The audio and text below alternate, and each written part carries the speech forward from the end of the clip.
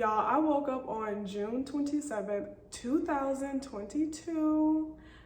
I got a YouTube notification that said, your channel has reached 1,000 subscribers. When I tell you, I had to move them bangs, like, what? 1,000 subscribers? Oh my goodness, finally. Thank you to everyone who has subscribed. It has been an amazing journey thus far. 1,000 members of the Pristine Posse. Love it. Like, this is only the beginning. This is really only the beginning, okay? The algorithm kings should get the gist by now and start putting my content up further and further along. So in due time, I'm not even gonna rush it because the universe is working hard on this channel, okay? Thank you guys so much for the support. Like, I truly appreciate it. Y'all been holding me down and sharing my content and liking it. All of these things, sharing, commenting, liking, watching the video from beginning to end really help my channel. So as long as you guys continue to do that, I can't ask for nothing else. With that being said, now that I have gained, subscribers over the last couple of months, I've had a few trolls under my comments. And, that's fine. You gotta have some trolls if you're gonna level up. You gotta have trolls. So I'm not complaining about that. However, the trolls were commenting that I complain a lot. All I do is complain on this channel. Listen, Linda, one thing I'm gonna do on this channel is complain, okay? Yeah, you're correct. Complaining is part of this channel, all right? It's a little bit of sugar, a little bit of spice, a little bit of tips, a little bit of story time, and everything nice. And the chemical X is complaining, okay? So one thing I'm gonna do on this channel is complain. If there's a complaint, I will go ahead and post it on here. Complaining is why I decided to make this channel, okay? When I first got this job and I completed training and I was like an actual flight attendant, I would have random people saying, oh my God, you're a flight attendant, that's so cool. I would even have friends, family members saying it's so cool that you're a flight attendant. How do you like it? Yada, yada, yada. And I would always be like, it's not all that it's cracked up to be. And I just found myself with this complaining spirit. And even though I went through all the trials and tribulations and praying to pass the test and complete training, I just found myself with an ungrateful spirit and constantly complaining about different parts of the job, right? Honestly, there was just a lot of information that I wish I would have known beforehand or in training so that I can get a feel for what the job of being a flight attendant was going to actually be like. I personally think that while in training, everyone should get a week, like a trial run week of what it's like to be in reserve, like actually play that role of being in reserve in real time, just so you can get a feel for what the job is like. And then decide if you want to graduate or go home while in training. But I digress. But I say all that to say that I'm doing all of this content and making these videos to share information that I wish I was told in training or before training so that I could be well informed. Now that I've been a flight attendant for over 1.5 years, I can look back at my younger self and the person that I was before training. I really liked the idea of being a flight attendant. However, I really didn't understand the job and everything that it entails. So you really don't know any job, right, until you actually experience it. But I created this channel to help people who want to become a flight attendant, for you to watch my videos and get a chance to actually visualize what it would be like to actually be a flight attendant, because the closest thing to experiencing it is to visualize it.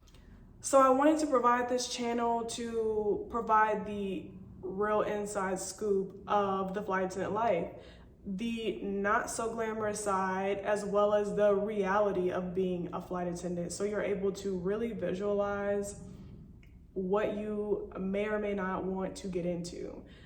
For example, yes, you may have a cool overnight in Miami, but you might have to report to work at 4:40 a.m. the very next day.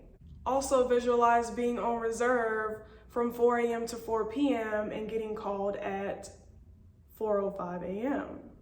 to report by 6:05 a.m. Visualize being on call from 4 a.m. to 4 p.m. and getting called at 3:58 p.m. to work a 7 p.m. flight. Visualize only having to work 2 flights on your last day of your reserve bucket, and you're supposed to be done at 3 p.m. So you make reservations, you're all excited to get off work and have fun at the end of the day. On your second leg, you end up having a mechanical issue that delays the flight by 4 hours. So you don't get home until about 8. Those are the literal realities of being a flight attendant. So I definitely want you all to visualize the good, the bad, and the literal reality of being a flight attendant. Like, everything is not so glamorous. Prior to becoming a flight attendant, all I visualized was free flights and flying around the world for free, flying to all these cool places for work. I even told myself that traveling for work will make me happy, so I should be a flight attendant.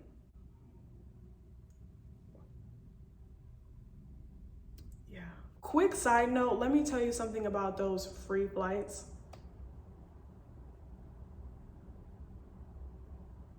Nothing in this world is free, okay? Nothing in this world is free. Let's start there, all right? It's not free flights. They're not free. You have earned them from working for the company, okay? It is a benefit of working for the company. And then it's not even a free guaranteed seat. It's not even a free flight. It's honestly a free lottery ticket. That's what you should envision flying standby. It's a lottery ticket, a free, you may win a chance to get a seat on the flight that you would like to get on. May or may not, depending on 20,000 factors. And if everyone has purchased a seat, you definitely won't get on. If you want this job for free flights, really think about what you're saying and what you're signing up for. Because imagine having the free flights, but never having time to actually take the free flight anywhere because you work so much. So there's always a catch. So on top of it not being a guaranteed seat, there are many catches to flying standby free flights. Anyways, I want you guys to definitely practice, or what I call rehearse, being a flight attendant. If you're not a flight attendant and you actually are thinking about becoming one, or you're in training, or it's always been a dream, like, trust me, you can always rehearse any job you want. The best way that you can rehearse is to go to another area. Honestly, a step 1 can be to just go and visit a family or friend. Put your phone on airplane mode for a couple hours. And after that, just observe how you feel. Are you stressed? Do you miss having the Wi-Fi, interacting with people, being on the phone? That's like a way just to practice how do you feel being out of your comfort zone. The next step up from that would be to go to a random city and stay in a hotel. Yeah, that's pretty much the flight attendant life. And really observe how you feel being away from your environment and also being by yourself. Because that can be a shock for a lot of people, and you don't want to experience that after you went through all the hoops of finishing training and doing IOE, and now you're into the job and you're like, I don't like this.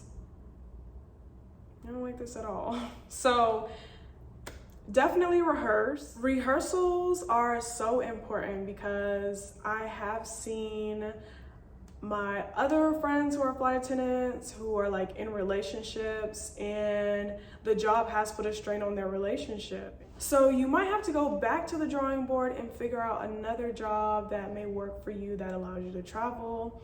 Maybe even being a gate agent, because I do know that gate agents also get flight benefits. So that's something that you may want to look into, where you're not necessarily traveling to different places and away from home for days at a time. There are people on the opposite end of the spectrum who are in relationships, whether it be flight attendants or other crew members, pilot, first officer, who are in relationships, and their relationships have flourished with this job because they're able to take a mini break. You know that saying, absence makes the heart grow fonder. Well, that strategy has worked for a lot of people as well, and that's just what they need. That little break, that little 2-3 day, maybe even 4 days away is great for someone's relationship. I also know a lot of moms who have kids and they're like, this is great, I get a break from my kids. So I'm only a fur mom, not a mom to children, so I cannot relate there, but could be an option for you if you're a mother who wants to just get a little break from time to time. And I've also seen other crew members who really utilize the benefits. For example, I've had multiple crew members who, let's say we have a 3-day and we have an overnight in Durango, Colorado.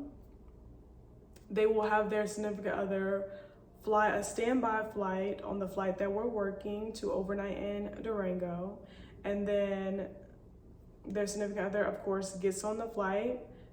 Then they stay in the hotel room, with their significant other, the crew member and the significant other, of course, stay together in the hotel room, and they go out and explore Durango. And then the next day, their significant other takes the flight that we work back to Dallas.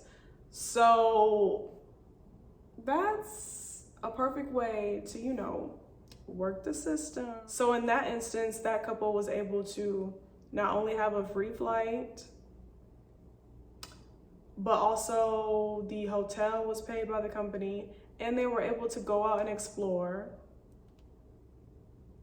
That's how you work the system, okay? So there are many pluses that you can utilize with the company as well. So just make sure that you utilize them, make the most of it. That's an opportunity to, if you have children, take them out and go to different places. So I can definitely say that there is an opportunity for, if you're in a relationship, that your relationship can flourish, so I don't want to make it seem like it's all bad. In conclusion, definitely visualize how you would feel as a flight attendant, okay? Ask yourself how you would feel physically after working 8 hours on a flight, okay? How would you feel mentally?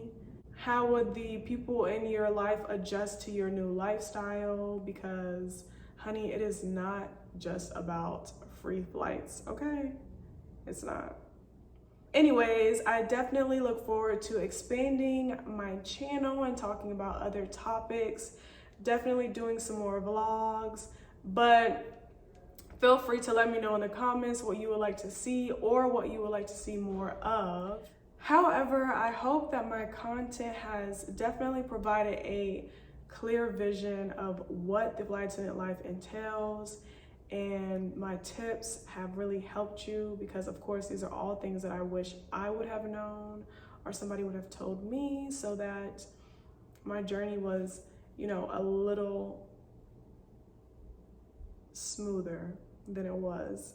But nonetheless, be sure to share my content with other people, especially if you're in flight attendant training. Like, this is not a secret society, okay? You can share the tea. So share it with a classmate, like, hey, check out that channel, listen to those tips. They might be a red flag. All those things, share it, let them know, pass it around, okay? Let's grow this channel. Let's grow the Pristine Posse. Share the information, help someone out, help them have a clear vision of what they're getting into. That's pretty much all I got for you guys. Thank you guys again for the support, and I will see you in the next video.